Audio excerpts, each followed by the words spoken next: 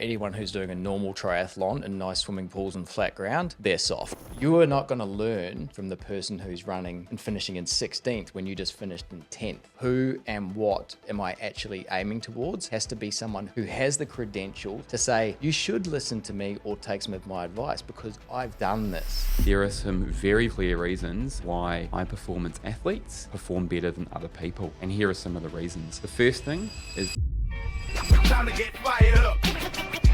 Yeah, I'm getting fired up. Your thoughts can become plans, plans can become actions, and actions become a reality. We share powerful stories and simple steps to fast track your business and personal growth. Are you ready to make it happen? Let's get fired up.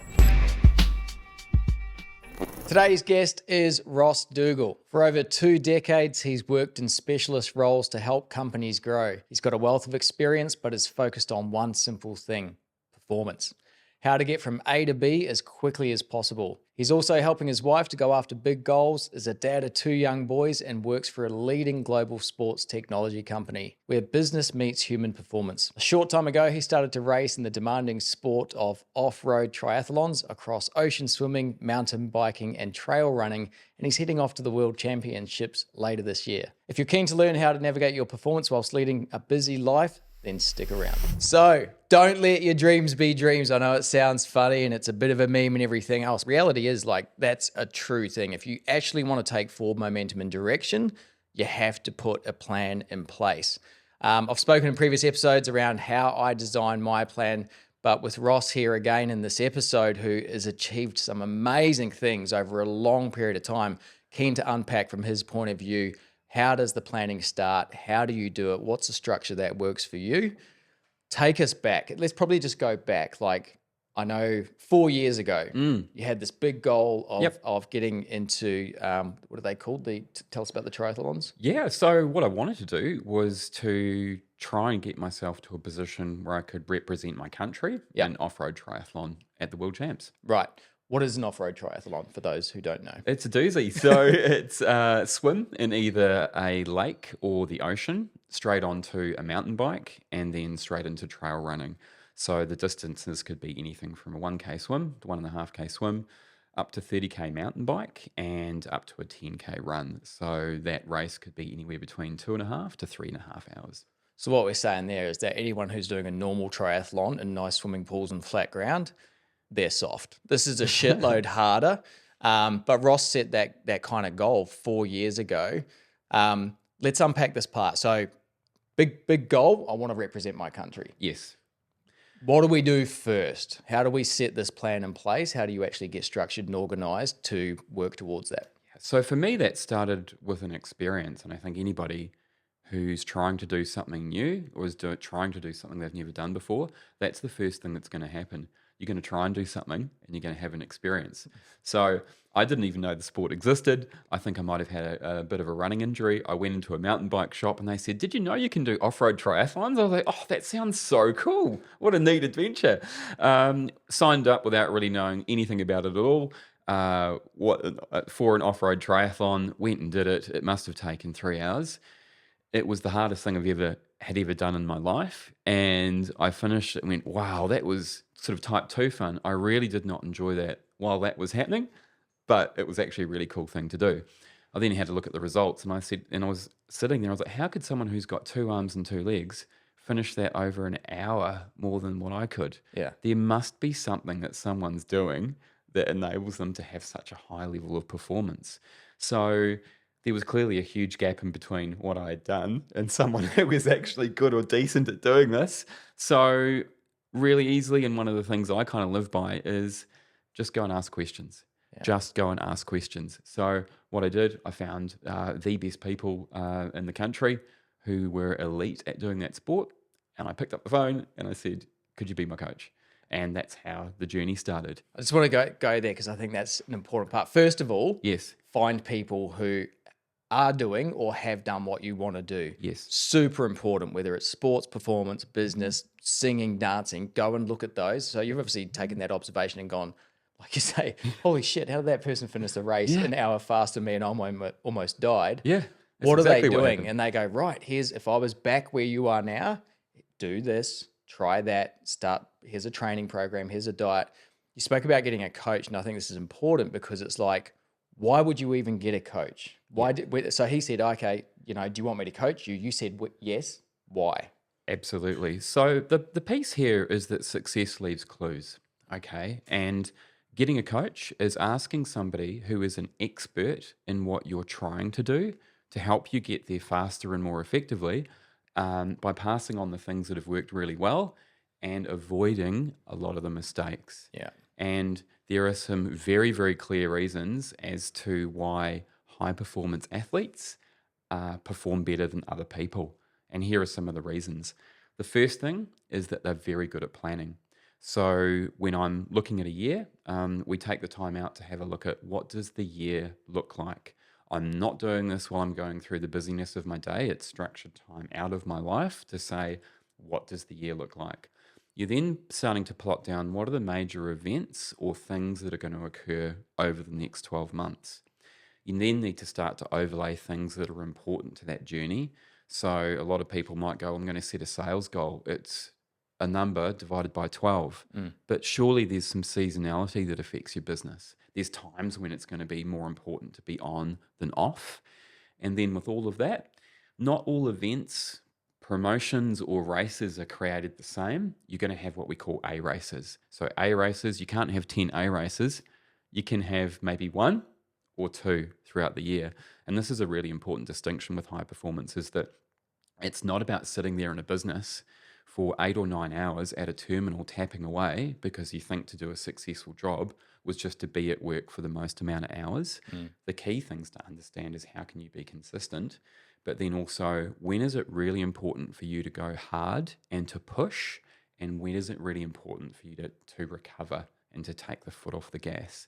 And one of the most important things from a coach, aside from the technical aspects of helping you with this is exactly what you need to do, which is the playbook, which we can certainly talk more about, how they help people is actually pulling them often back from themselves. So they actually are stopping people going too hard all the time, because that actually pulls away from your performance. So don't try and do every single run in a week at full send or maximum, or that can relate to campaigns or anything that you're doing in a business. It's about putting in the right activity for the right particular type of session, and that's the brilliance of where a coach can come in. Then what they're doing is they are taking all of the thinking process away from your planning. So they're saying, here is how you build up to those priorities and those A races. This is what you need to do. Here's the structure.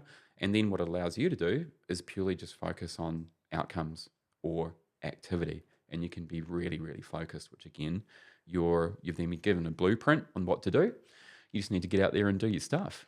Why were you not talking or getting advice from the person who finished the race 30 minutes worse than you?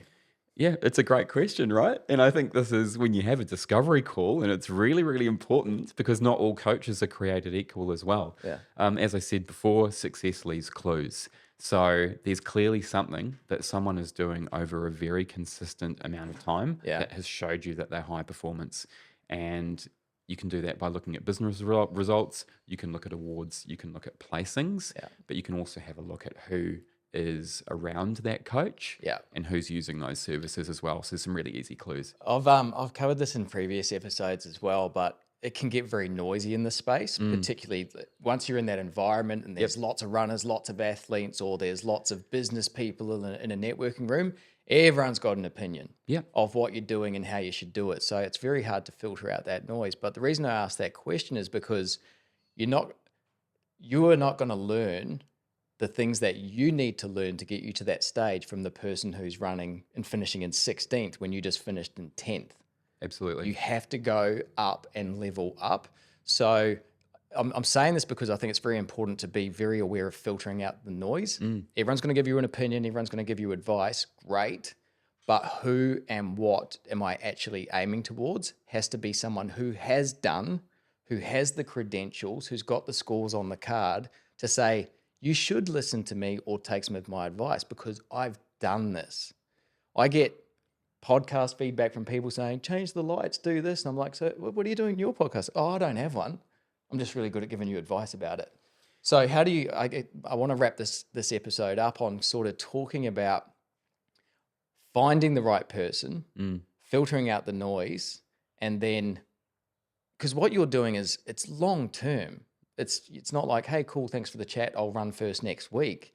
You've got to set a pretty stringent, disciplined plan in place. So yeah, it's a 3-part question if you can. Like, how do you filter out the noise? Yep. Who should you seek out and why? Yep. And then the long-term plan. Yeah, look, to answer the first part around filtering out the noise, again, the most important thing to understand there is that it does not matter what other people do. So the biggest waste of time that you could find yourself in is worrying about what other people do. I'm competing against people who've been in this space for 10 or 20 years. And that's amazing, and congratulations to them. But what they are doing and what their performance is has absolutely zero impact on what I can do. And I keep that really, really focused. I don't give two shits about the noise.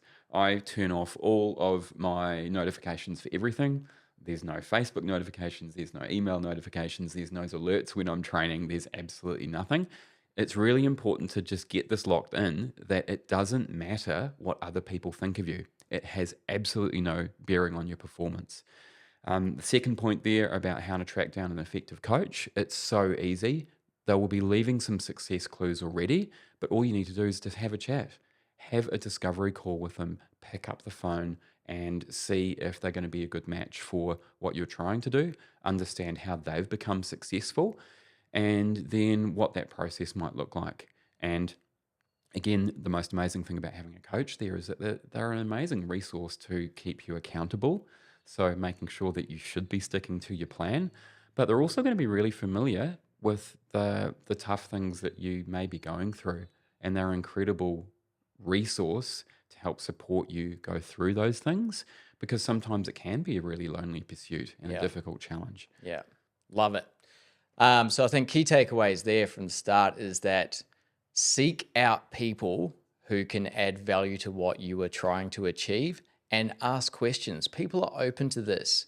And it works in all aspects, whether it's fitness and performance or business. People are happy to help. Find the ones who are doing what you want to do or have done what you want to do. Start asking questions. Filter out the noise. Do not be enveloped in people's opinions and experiences. Take stuff on board and then relate it into your own research about what you are trying to do. Coaching is essential, and there's many ways. We'll unpack this in the future episode, but there's many ways to look at that. You can get really drilled down into specific specialists of nutrition or strength training or marketing or lead generation. Find what you want, find the specialist, ask the questions, but be prepared to invest in that both financially and with time, because as Ross said before, that's going to get you to the results as quick and as fast as possible without causing injury if it's fitness, or without causing financial wreck and distress if it's in the business. So stick around and we'll dig into that a bit further. Catch you later.